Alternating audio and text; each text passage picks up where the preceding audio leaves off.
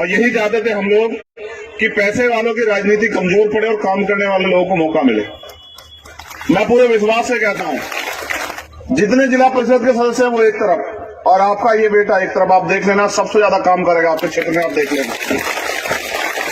भाईचारे का परिणाम है कि बहन चंद्रकांता को आप सब लोगों ने सम्मान दिया। अगर भाईचारा ना होता तो क्या बहन चंद्रकांता जीत जाती? आप बताओ मुझे। कि नारेबाजी करने से कुछ नहीं होगा मेरे भाई।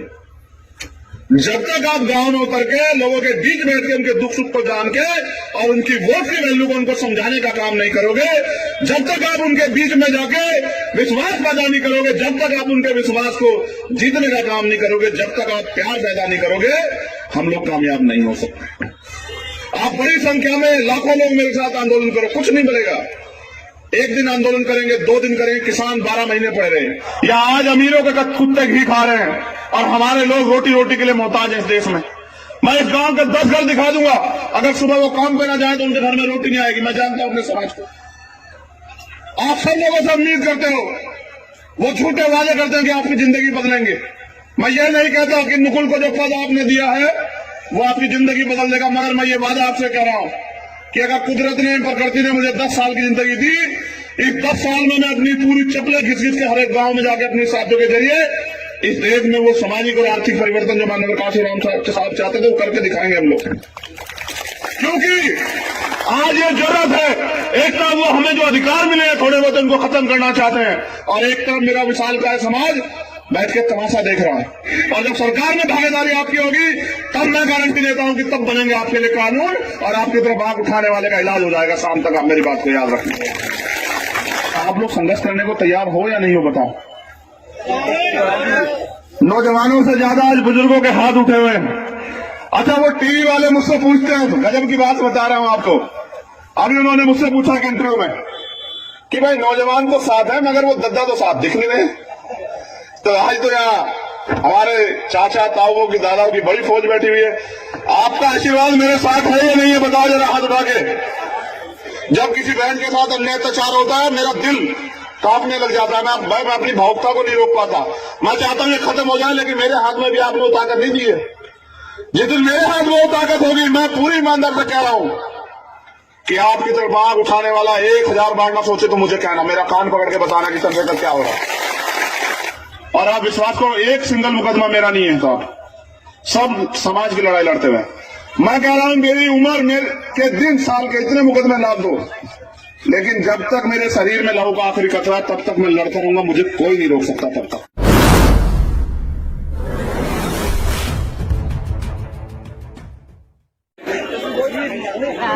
आप यहाँ बोलोगी मैं ना? चलो ठीक, बैठ जाओ ठीक। क्या हाल है? हाँ बैठो, जाओ मेरी कुर्सी पे जाओ, वहां के बैठो, जाओ जाके बैठो। जय भीम। सबसे पहले तो इस गांव के सभी ग्रामवासियों का बहुत बहुत धन्यवाद। इस गांव के आसपास से, इस जिले के क्षेत्र से जो भी सम्मानित साथी आए हैं, गांव की सरदारी आए हैं, मैं उनका भी धन्यवाद करता हूं। उनके साथ साथ जो मेरे लेफ्ट हैंड पे मेरी दादियाँ, चाचियाँ, माएं, बहनें, बच्चियां, इन सब का भी बहुत बहुत धन्यवाद करता हूं। हमारे नौजवान साथियों का बहुत बहुत धन्यवाद करता हूं। मुझे 10-15 मिनट आपसे बात करनी। मैं तो स्वागत बहुत करवाता रहता हूं, और जब मेरा स्वागत होता है तो मैं स्वागत करने वालों के चेहरे भी देखता हूं। चलो वो कहीं ना कहीं थोड़ी बहुत ही खुशी तो महसूस कर लेते हैं मेरा स्वागत करके, लेकिन मुझे आपसे बहुत जरूरी बात करनी। अगर स्वागत करने से आपके दिल में ठंडक पड़ जाए तो बहुत अच्छी बात है। मेरा मानना तो है जब तक आपके जो अधिकार संविधान ने आपको दिए वो नहीं मिलते तब तक तो ठंडक नहीं पड़नी चाहिए। अगर छोटी सी चीज पे अपने दिल को सहमत कर लोगे तो मुझे लगता है कि आगे की लड़ाई नहीं लड़ पाओगे।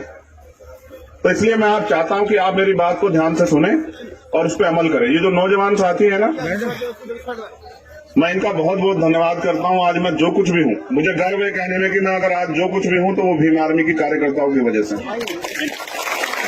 अपने समाज की वजह से, वो बहुजन समाज की। और मैं इस मंच के माध्यम से घोषणा करता हूं मैं मेरे जिंदा रहते मेरा शरीर और मेरे मरने के बाद भी मेरा शरीर मेरे समाज के काम आएगा, मेरा ये वादा है इस मंच के माध्यम से।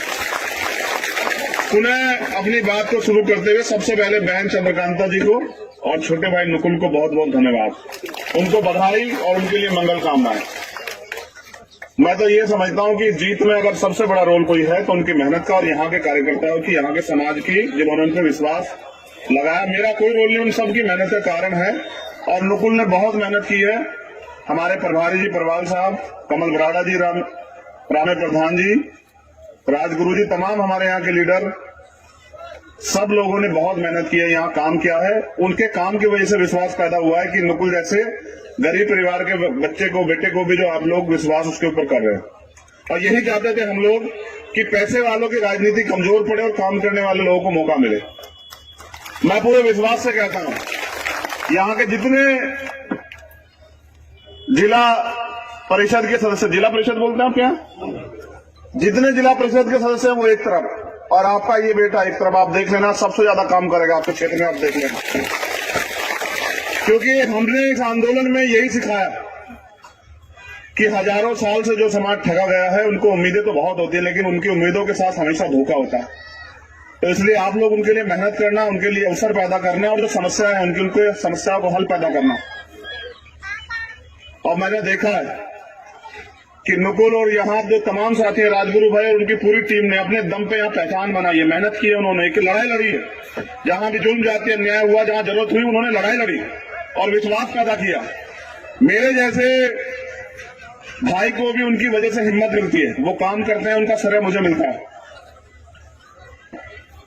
आज का ये अच्छा माहौल, अच्छा दिन, प्रभारी जी ने मुझसे कहा कि आपको आना है उनके धन्यवाद सभा में। किन्हीं कारणों से मेरे ऊपर काम ज्यादा है तो मैं नहीं आ पा रहा था, फिर भी मैंने तय किया कि वहां की टीम का हौसला बढ़ाने के लिए मैं जरूर जाऊंगा। अब मैं अपनी बात को शुरू करता हूं। मैं आपसे बस ये अनुरोध करूंगा कि आपको मेरी बात अच्छी लगे बुरी, बस आप ताली ना बजा के मेरी बात को सुनो। क्योंकि मैंने महसूस किया है कि जब आप ताली बजाते हैं ना तो आप अपने ध्यान से वो बात हटा देते हैं जिस बात के लिए आप ताली बजा रहे हैं। बस आप ताली बजाने में खुश हो जाते हैं। ना तो ताली बजाने से आपका भला हो सकता, ना ही किसी को गाली देने से आपका भला हो सकता। बहुजन समाज में समय समय पे जन्मे सभी संतों, गुरुओं, महापुरुषों को नमन करते हुए करुणा के सागर तथागत बुद्ध, संत श्रोमणी सदगुरु रविदास जी महाराज, भगवान वाल्मीकि महाराज, गुरु नानक देव, संत कबीर और आजाद भारत से पहले सामाजिक परिवर्तन के अग्रदूत महायोद्धा जो इस आंदोलन को चला रहे थे, जिनके कारण आज एक बड़ा ऐतिहासिक परिवर्तन हुआ और मेरे जैसे प्राइमरी स्कूल के हेडमास्टर के बेटे को भी यहाँ मंच पे खड़े होकर बोलने का मौका मिला। परम श्रद्धेय राष्ट्रपिता ज्योतिबा फूले, मां सावित्रीबाई फूले, मां फातिमा शेख, छत्रपति साहू जी महाराज, परम पूजनीय बाबा साहब अम्बेडकर, माननीय दीना भाना वाल्मीकि साहब, महामना रामस्वरूप वर्मा, सर छोटू राम चौधरी, चरण सिंह, महाराज सिंह भारती जी, बाबू जगदेव प्रसाद कुशवाहा, जननायक कपूरी ठाकुर, बिरसा मुंडा, मेरे रहबर, मेरे गुरु, मेरे आदर्श मान्यवर साहब काशीराम, उन सबको भी नमन करते हुए ये इधर जो है, मुझे एक शिकायत तो नुकुल से रहेगी कि जब इतना अच्छा आयोजन किया था तो मेरी माँ बहनों के लिए कुर्सी बड़ी ऊंची सी लगवाते। जब जिस समाज की माएं बहनें धरती पे जमीन पे बैठे, वो समाज सम्मानित कभी हो ही नहीं सकता है, कभी नहीं हो सकता है।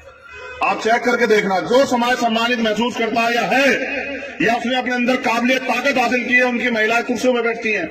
उनकी महिलाएं कभी धरती पे नहीं बैठती, जमीन पे। उनकी महिलाएं सम्मान से बैठती हैं कुर्सियों पे। और जब तक इस समाज में ये स्वाभिमान पैदा नहीं होगा, बहुजन समाज में, कि वो अपनी बहन बेटे को सम्मान का जीवन दे सके, तब तक आंदोलन पूरा नहीं हो सकता है। हम लोग आंदोलन चला रहे हैं, क्यों चला रहे हैं जानना जरूरी है। क्यों मेरे जैसे लोग, नुकुल जैसे लोग, रामे प्रधान जैसे लोग, धर्मवीर प्रवाल जैसे लोग अपने बच्चों को, अपने करियर को, अपने जीवन को दांव पर लगा के इस आंदोलन को चला रहे हैं। इसलिए चला रहे हैं कि आज तक जो कुछ भी हमें मिला वो मांगने से नहीं मिला, ना रोने से मिला, ना चिल्लाने से मिला। हमारे महापुरुषों ने अपने खून का बलिदान किया देश में, अपने जीवन को निछावर किया, तब हमें अधिकार मिले इस देश में। एक भी अधिकार ऐसा नहीं, पानी के पीने से लेके, पढ़ने से लेके, घूमने से लेके, हवा, खुली हवा में सांस लेने तक की आजादी के लिए, बहनों को पहनने के लिए, कपड़ों के लिए, तमाम तरह के लिए आंदोलन हुए। तब जाके इस देश में परिवर्तन आया। मैंने तो किताबों में पढ़ा, मेरी उम्र कम है, मैंने नहीं देखा कि किस तरह का अन्याय हमारे लोगों ने सहा। बनाने वालों ने इस देश में जाति व्यवस्था बनाई, जाति व्यवस्था के आधार पर ऊंच नीच बनाई। वो मानव जब जरूरत होती है अपने भाई से पहले उस व्यक्ति को याद करता जो करीब खड़ा है दुख में, लेकिन वो भी जाति व्यवस्था की वजह से ऊंच नीच की भावना पैदा करके आपस में एकजुट नहीं है।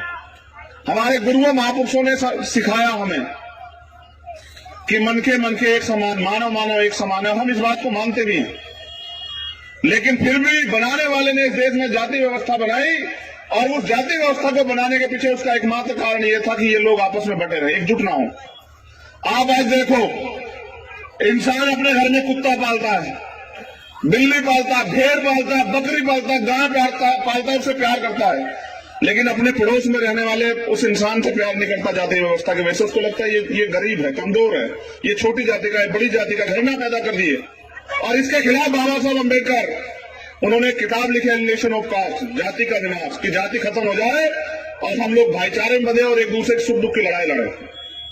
और देखिए, भाईचारे का परिणाम है कि बहन चंद्रकांता को आप सब लोगों ने सम्मान दिया। अगर भाईचारा ना होता तो क्या बहन चंद्रकांता जीत जाती? आप बताओ मुझे। एक जाति के आधार पे हम लोग इस देश में राजनीतिक रूप से कामयाब नहीं हो सकते। अगर हमें राजनीतिक रूप से कामयाब होना है तो हमने अपने भाइयों को, उन लोगों को जो बिल्कुल हमारे जैसे हैं, जो इस देश के SC ST OBC और माइनॉरिटी के लोगों में भाईचारा पैदा करना होगा। और वो भाईचारा पैदा दीवार खींच के नहीं होगा, वो भाईचारा पैदा एक दूसरे के सुख दुख में खड़े होकर होगा, वो भी निस्वार्थ भाव से। जब हम स्वार्थ से किसी के साथ खड़े होंगे तो वो संबंध ज्यादा दिन नहीं चलेंगे। जब हम एक दूसरे के लिए मरने मिटने के लिए, एक दूसरे के दुख सुख को में साथ निभाने के लिए तैयार रहेंगे तो भाईचारा पैदा होगा। ऐसा ही प्रयास किया हमारे महापुरुषों ने। एक समय था कि जब इस देश में गरीबों पे जमीन नहीं होती थी, तब सर छोटूराम और बाबा साहब अम्बेडकर ने मिलकर आंदोलन चलाया और लड़े, अंग्रेजों से भी अपने अधिकारों के लिए लड़े, और फिर उस काम को पूरा किया चौधरी चरण सिंह जी ने। जब जमींदारा प्रथा खत्म हुई तब जाके लोगों के पास जमीन आई। हमें समझना पड़ेगा, हर एक महापुरुष ने अपने अपने समय में आके काम किया। अंधविश्वास पाखंडवाद के खिलाफ पेरियार रामास्वामी नायकर, पेरियार लल्ली यादव, महामना रामस्वरूप वर्मा, इतने बड़े बड़े काम करके गए सामाजिक परिवर्तन के। राष्ट्रपिता ज्योतिबा फुले। हमें समझना पड़ेगा कि देश के बहुजन समाज के लोग, पिछड़े वर्ग के लोग, दलित समाज के लोग, आदिवासी लोग, माइनॉरिटी के लोग भाई भाई हैं। उनका एक दूसरे से खून का रिश्ता है, दुख का रिश्ता है, परेशानी का रिश्ता है। और उस रिश्ते को समझ के अगर हम एकजुट नहीं हुए देश में, तो अभी हमारे बहुत ही विद्वान साथी, बहुत बड़े संगीतकार हमारे मंजीत जी ये कह रहे थे कि अगर एकजुट ना हुए तो संविधान खत्म हो जाएगा। आपको समझना पड़ेगा संविधान है क्या और संविधान आपको देता क्या है। ये जो आप आजादी से बैठी हो ना मेरी माँ बहनों, ये संविधान की देन है। अगर आज ये चंद्रकांता जिला परिषद की मेंबर बनी, इसका अधिकार बाबा साहब अम्बेडकर ने संविधान में हमें दिया। आज अगर हम लोग साफ पानी पी रहे हैं, या आजादी से घूम रहे हैं, या पढ़ लिख रहे हैं, या doctor, engineer, IAS IPS engineer तमाम तरह की पोस्टों पे जा रहे हैं, तो ये सारे अधिकार जो हैं हमारे महापुरुषों ने भारतीय संविधान में अपने जीवन का निचोड़ बना के दिए। अब सोचो अगर ये खत्म हो जाएगा तो ना तो मुझे कोई इस मंच पे चढ़ने देगा, ना ही किसी को गाना गाने देगा, ना ही आपके नीचे कुर्सियां होंगी, और ना ही आप मेरी यहाँ की सरदारी मेरा स्वागत कर पाएगी। तो महापुरुषों ने आंदोलन चला के अपने 4-4 बच्चों की कुर्बानियां देके, अपने जीवन की कुर्बानियां देके हमें जानवर के जीवन से इंसानों का जीवन जीने का अवसर दिया। अब हमारे कंधों पे जिम्मेदारी है। स्पेशली भीम आर्मी के नौजवानों से कह रहा हूं कि नारेबाजी करने से कुछ नहीं होगा मेरे भाई। जब तक आप गांव में उतर के लोगों के बीच बैठ के उनके दुख सुख को जान के और उनकी वोट की वैल्यू को उनको समझाने का काम नहीं करोगे, जब तक आप उनके बीच में जाके विश्वास पैदा नहीं करोगे, जब तक आप उनके विश्वास को जीतने का काम नहीं करोगे, जब तक आप प्यार पैदा नहीं करोगे, हम लोग कामयाब नहीं हो सकते। इस देश में अगर कोई भी कानून बनवाना है अपने अधिकारों के लिए तो वो बनेगा विधानसभा में या संसद में। और संसद में अगर आपकी संख्या नहीं है, विधानसभा में आपकी संख्या नहीं है, तो फिर आपके लिए कोई कानून नहीं बनेगा। और बनता तो 72 साल में बन जाता। आज जिन चीजों से आप परेशान हैं, जमीन नहीं है, रोजगार नहीं है, महंगाई से निजात नहीं मिल रही है, भ्रष्टाचार चरम पे है, अच्छी पढ़ाई नहीं हो रही, अच्छा इलाज नहीं हो रहा, ये पैदा कहां से होगी? ये मिलेगी कहां से आपको? सड़क पे आग लगाने से? आप तो कोरोना काल में इतनी बड़ी संख्या में मरे मजदूर, किसान सुसाइड कर रहे हैं, तो क्या आपके दुख को किसने देख के आपके लिए कुछ छोड़ा क्या? आप बताओ कोई आपके इस दुख में आपके दुख को देख के आया हो कि नहीं साहब आपके साथ परेशानी, आपके लिए कानून बनाते हैं, आपको ठीक सुविधा मिलनी चाहिए। ये जो तमाम लोग बैठे हैं जो चुनाव के समय आपके अपने होने का नाटक करते हैं, यही चुनाव के बाद आपके हिस्से के अधिकारों को लूटने का, खत्म करने का काम करते हैं देश में। बड़ी मेहनत से बाबा साहब अम्बेडकर और माननीय काशीराम साहब के कारवा को हम लोग अपने कंधों पे यहां तक लेके आए और यहां तक नहीं लेके आए, आगे तक ले जाना चाहते। कहां तक?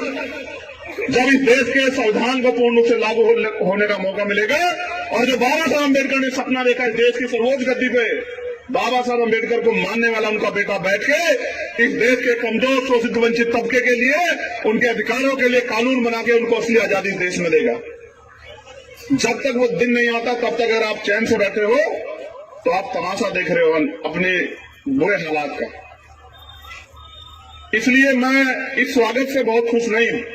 मैं आपके दिल की इच्छा का दोनों हाथ जोड़ के सम्मान करता हूं कि आप मुझको बहुत प्यार करते हैं, आशीर्वाद भी देते हैं, मेरे लिए अपना तन मन धन लुटाने को तैयार है। लेकिन आप मुझे बताओ, जब बेटा तबाह हो जाए तो उसका कोई फर्ज नहीं है क्या? पिताओं के, दादाओं के, चाची दादी बहनों के प्रति, भाइयों के प्रति क्या उसका फर्ज नहीं है?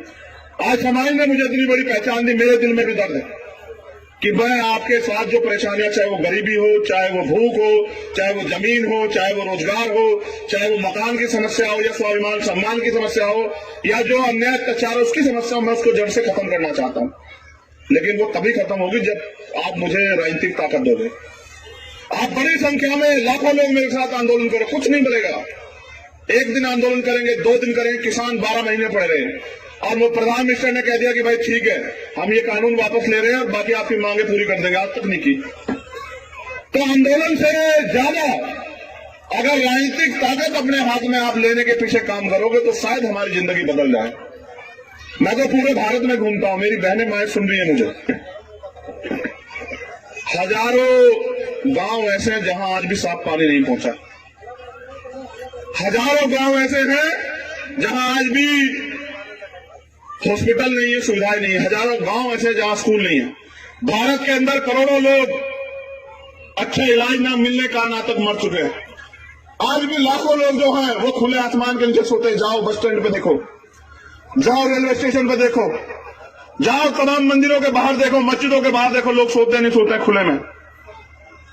और हजारों लोग जो हैं भूख के कारण जो है एक टाइम का खाना खाते हैं इस देश में और कह रहे हैं देश तरक्की कर रहा है। ये कौन है? हजारों लाखों करोड़ों लोग। ये आपके और हमारे लोग हैं जो आज भी इस देश में व्यापक सामाजिक और आर्थिक गैर बराबरी के शिकार हो रहे हैं। यहां मुझे कहने में कोई परहेज नहीं, मैं गरीब का बेटा हूं, किसान का, प्राइमरी स्कूल का हेडमास्टर का। या आज अमीरों के कुत्ते घी खा रहे हैं और हमारे लोग रोटी रोटी के लिए मोहताज हैं इस देश में।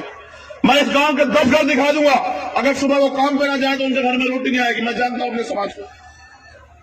आप सब लोगों से उम्मीद करते हो, वो झूठे वादे करते हैं कि आपकी जिंदगी बदलेंगे। मैं ये नहीं कहता कि नुकुल को जो पद आपने दिया है वो आपकी जिंदगी बदल देगा, मगर मैं ये वादा आपसे कह रहा हूं कि अगर कुदरत ने, प्रकृति ने मुझे 10 साल की जिंदगी दी, इस 10 साल में मैं अपनी पूरी चप्पल घिस के हर एक गांव में जाकर अपनी साथियों के जरिए इस देश में वो सामाजिक और आर्थिक परिवर्तन जो माननीय काशीराम साहब चाहते थे वो करके दिखाएंगे हम लोग। क्योंकि आज ये जरूरत है, एक तरफ वो हमें जो अधिकार मिले हैं थोड़े बहुत उनको खत्म करना चाहते हैं और एक तरफ मेरा विशालकाय समाज बैठ के तमाशा देख रहा है। एक दिन काम करने से एक दिन की रोटी आएगी साहब,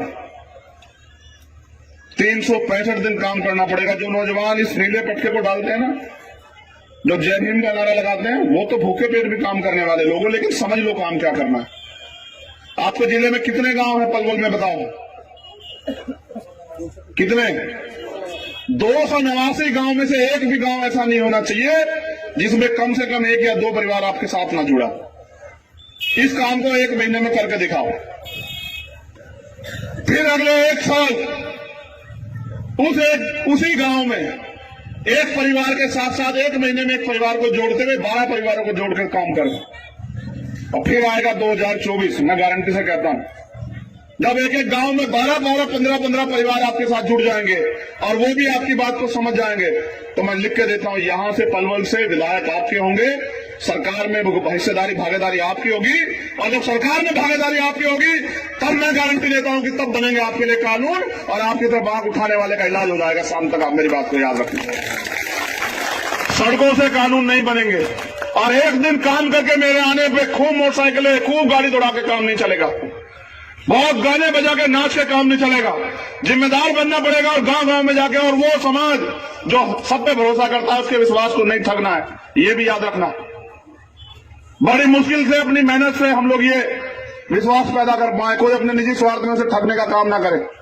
मैं यहाँ के लीडरशिप से बिल्कुल साफ तौर पर कह रहा हूं कि बड़ी मुश्किल से संघर्ष करके 16 महीने जेल काट के हमने विश्वास पैदा किया और पीठ भी दिखाई आज तक समाज के लोगों को, चाहे किसानों का मामला हो, चाहे सीए का मामला हो, चाहे दिल्ली में गुरु घर टूटा उसका मामला हो, चाहे कोई पूरे देश में अन्य अत्याचार हो। मैं भी राजस्थान की सीमा मिलती है बहुत करीब, और मैं भी राजस्थान के 3-4 आंदोलन करके आया, उनको भी ये समझा रहा हूं।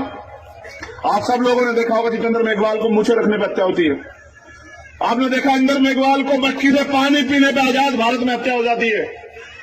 और आपने देखा होगा ओम प्रकाश रैगर ने सुसाइड किया, ये लिख के कि मेरे परिवार को न्याय दिलाना। ये सरकार न्याय देना चाहती तो कभी के न्याय दे देती है। तो तमाशा देखने आपकी लाशों का, और आप भी तमाशा दिखा रहे हैं।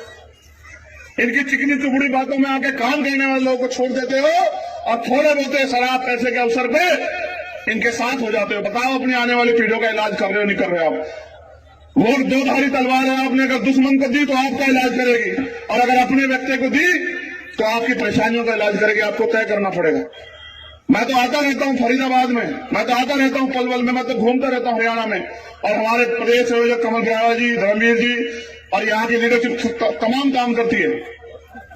लेकिन मैं आपसे कह रहा हूं, क्या आप गुलामी की जिंदगी में जीना चाहते हैं या अपनी जिंदगी बदलना चाहते हैं? मुझे हाथ उठा के बताइए आप लोग। अगर बदलना चाहते हैं, ये छोटी बच्ची कोई बोली है कि बदलना चाहते हैं, उसको उम्मीद किससे है? उसको उम्मीद है आप सब लोगों से, जिनके गले में नीले पटके डले हुए, जो यहाँ मोटरसाइकिल से 3-3, 4-4 लोग बैठ के घूम रहे हैं, उनसे उम्मीद है। आखिर अकेले चंद्रशेखर से उम्मीद नहीं है भाई। वो तो तुम में भी चंद्रशेखर को देखते हैं। जब तुम नीला पटका पहन के घूमते हो उनको लगता है यही है चंद्रशेखर। तो उनकी उम्मीदों को पूरा करने के लिए संघर्ष का समय आ गया है। आप लोग संघर्ष करने को तैयार हो या नहीं हो बताओ? नौजवानों से ज्यादा आज बुजुर्गों के हाथ उठे हुए हैं। अच्छा, वो टीवी वाले मुझसे पूछते हैं, गजब की बात बता रहा हूं आपको। अभी उन्होंने मुझसे पूछा कि इंटरव्यू में कि भाई नौजवान तो साथ है मगर वो दद्दा तो साथ दिख नहीं रहे। तो आज तो यहाँ हमारे चाचा ताऊओं की दादाओं की बड़ी फौज बैठी हुई है।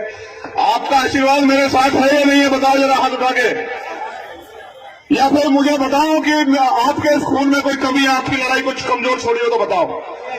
देखो, आपने सबको अवसर दिया है, बड़े बड़े पैसे वालों को, ताकतवर लोगों को। मैं आपका खून आपसे ये अवसर मांगता हूं कि आपने सबको आजमाया। मैं रोज रोज नहीं आ सकता हूं, मेरे कंधों में आपने बहुत बड़ी जिम्मेदारी के दी।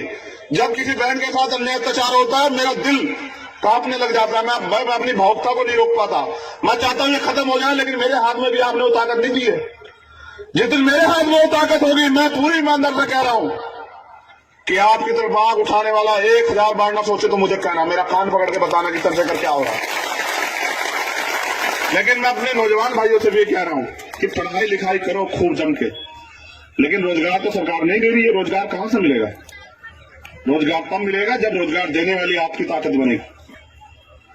देखो, ये लोग मेरे पीछे लगे हुए, मैं कहना नहीं चाहता था इस बात को, लेकिन आपसे कह रहा हूं, ये लोग मेरे पीछे लगे, कहीं से किस तरह आदमी फंस जाए।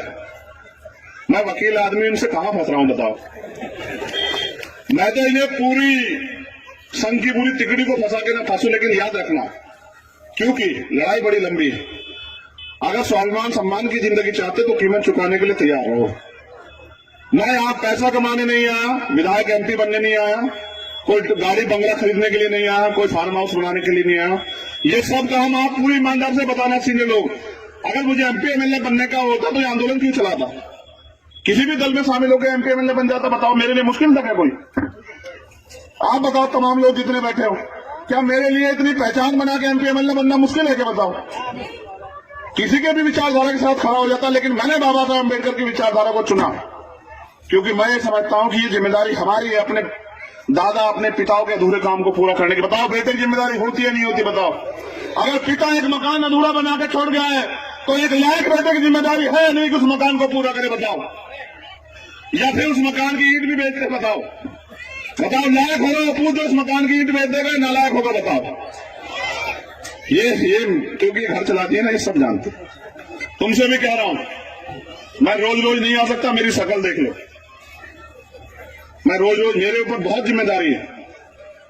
अगर कोई अन्याय हुआ तो सबसे पहले आऊंगा, लेकिन आपसे भी उम्मीद करता हूं कि अब तो अपने बेटे की तरफ नजर इनायत करो, अब तो अपने भाई को ताकत दो।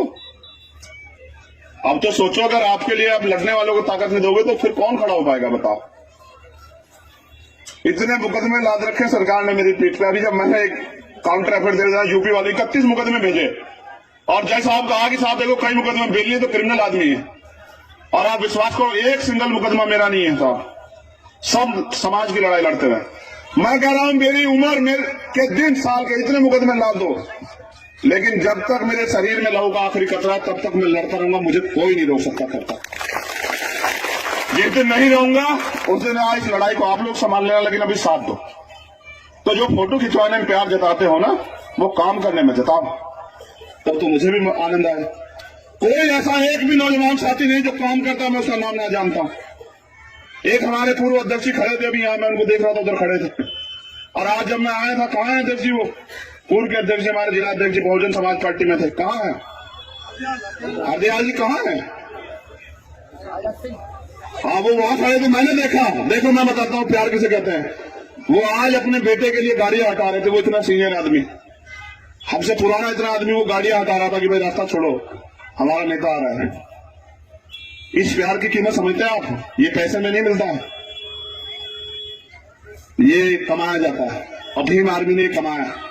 मैं धन्यवाद देता हूं पुणे भीम आर्मी के, आजाद समाज पार्टी के कार्यकर्ताओं का, यहाँ की सरदारी का, अपनी माओ बहनों का। तुम चाहते हो नहीं चाहते गरीबी खत्म? अच्छा बताओ। जो अमीरों को सुविधाएं मिल रही है तुम्हें भी मिले, चाहते नहीं चाहते बताओ। ये जो दीवारें बिना प्लस्तर की पड़ी हुई है, ये दीवारें प्लस्तर की बने, चाहते नहीं चाहते बताओ। बहनों को भी पढ़ने का, कामयाब होने का अवसर मिले, बताओ चाहती नहीं चाहती हो? हाँ, आएगा वो अवसर, बाबा साहब अम्बेडकर का सपना पूरा होगा। अब मैं एक और बार उन तमाम ग्रामवासियों का जिन्होंने नुकुल भाई को हिम्मत, ताकत और अवसर दिया, बहन चंद्रकांता को, उनका धन्यवाद करता हूं। और आपसे वादा करता हूं कि अभी आपने एक आदमी को ताकत दी, आप ज्यादा आदमी को ताकत देते तो जिला पंचायत का जो परिषद का अध्यक्ष भी हमारा होता, फिर तुम सारा बजट अपने लोगों के काम में लगवा देते तत्काल। तो अभी तो आपने एक आदमी जिताया, अगली बार ज्यादा लोग जिताना। अच्छा, ये 3 ब्लॉक समिति मेंबर हैं। Shrimati Kajal, wife of Vicky, ward number 5 है क्या यहाँ पे? अच्छा, ये यहाँ आ जाओ। और धर्मेंद्र भाई है वार्ड नंबर 4 से, और लाला भाई है गांव फुजवारी से। लाओ लाओ, इनको भी माला पहनाएंगे, लाओ जल्दी लाओ।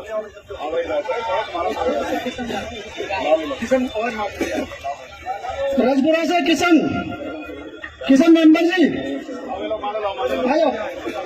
हरवंश भाई, जिला पार्षद वार्ड नंबर 19। आपको कहिए आपके कौन है भाई? जल्दी आओ, जल्दी आओ। जिला पार्षद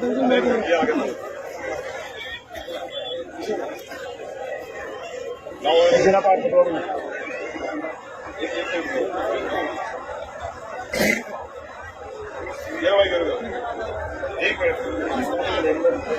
एक चीज आपने देखी बड़े कमाल की, मैंने भी देखी आज। ये सारे के सारे 90% नौजवान हैं।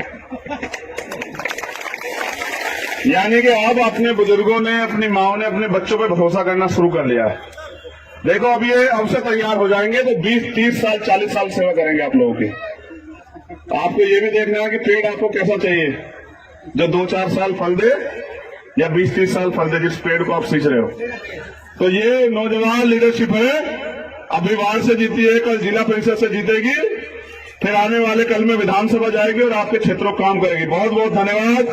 जय भीम, जय भारत, जय संविधान, जय विज्ञान, जय लोकतंत्र। और पुणे जो है सभी ग्रामवासियों की तरफ के लिए बहुत बहुत धन्यवाद और मंगल कामनाएं।